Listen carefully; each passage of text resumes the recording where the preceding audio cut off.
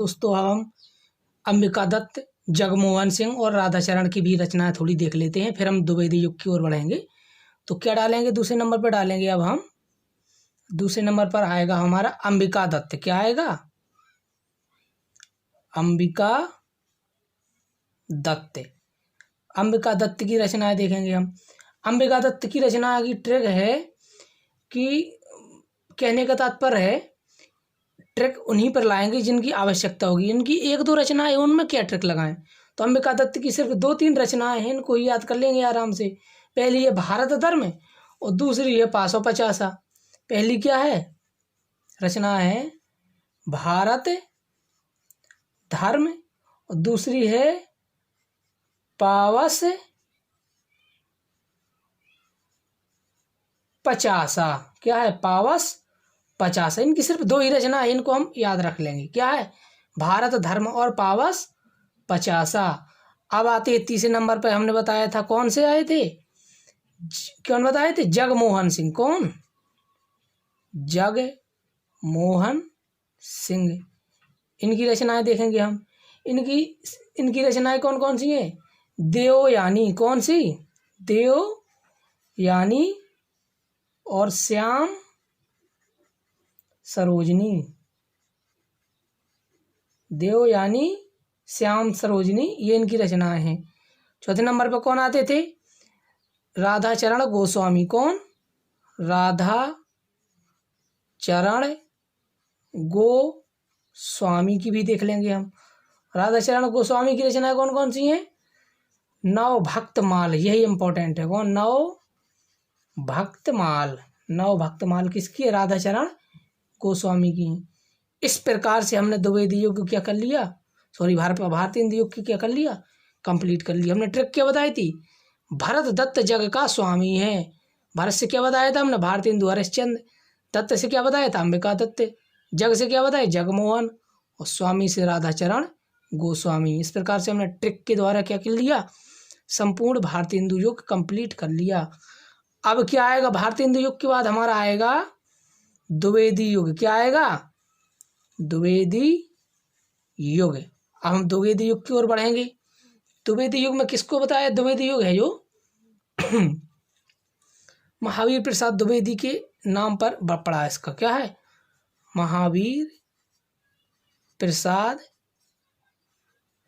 द्विवेदी। पूछते हैं कि द्विवेदी युग कौन से कवि के नाम के आधार पर पड़ा है, तो किसके, महावीर प्रसाद द्विवेदी जी के नाम के आधार पर इनका द्विवेदी युग पर पड़ा है नाम। तो जो द्विवेदी युग है, इनके ट्रिक लाएंगे हम कवियों की।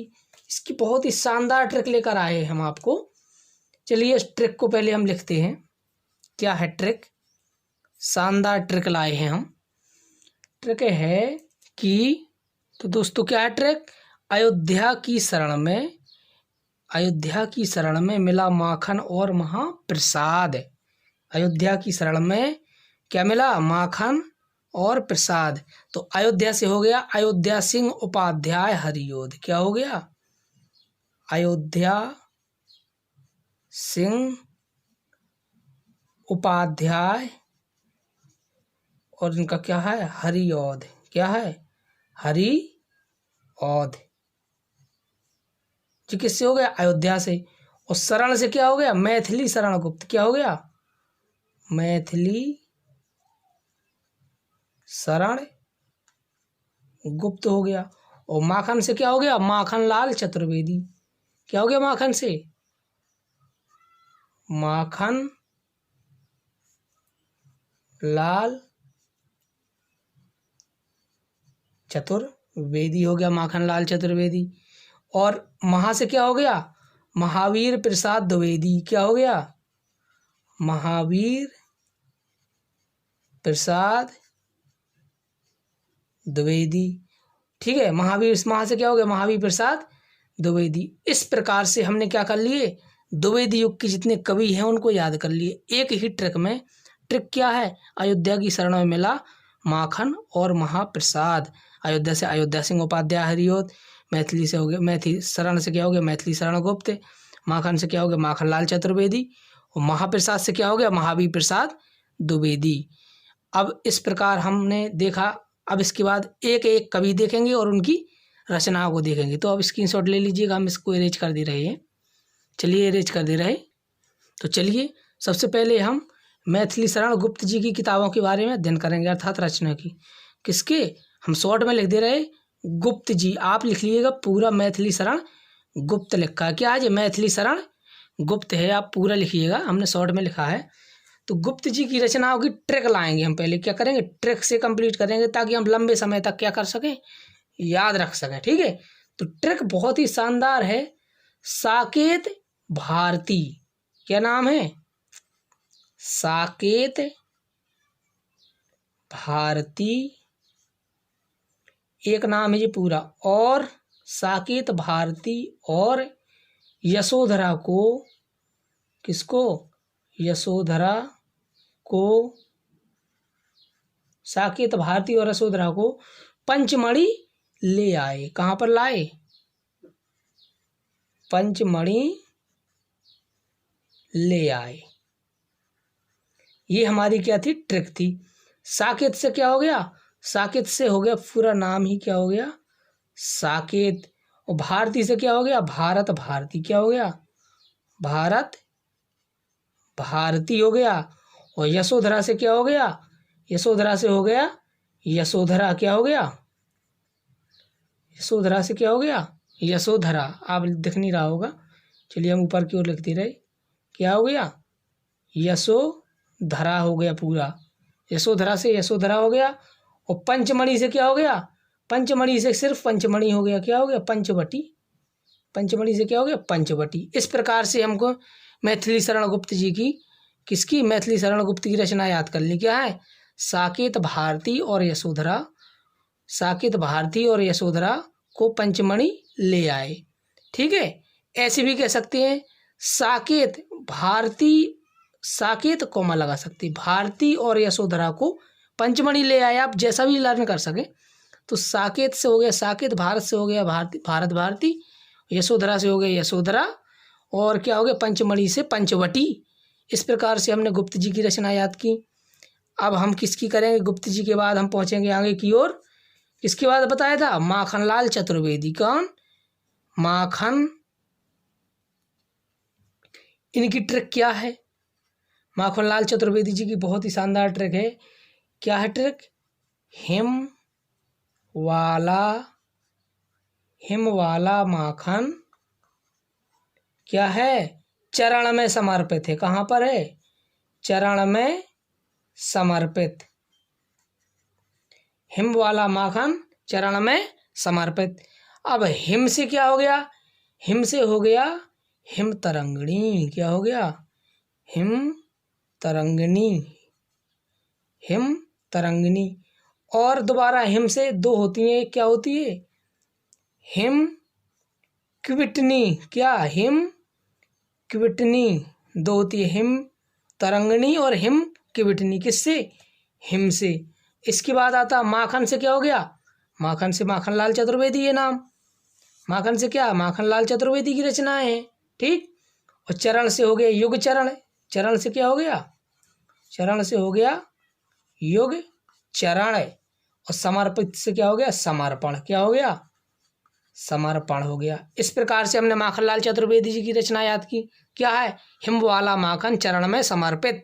हिम से हिम तरंगिनी, हिम क्विटनी, माखनलाल चतुर्वेदी की रचनाएं हैं। चरण से हो गया युग चरण और समर्पित से क्या हो गया? समर्पण। इस प्रकार से हमने माखनलाल चतुर्वेदी जी को देखा। अब हम नेक्स्ट प्रोग्राम में आगे की ओर बढ़ते हैं।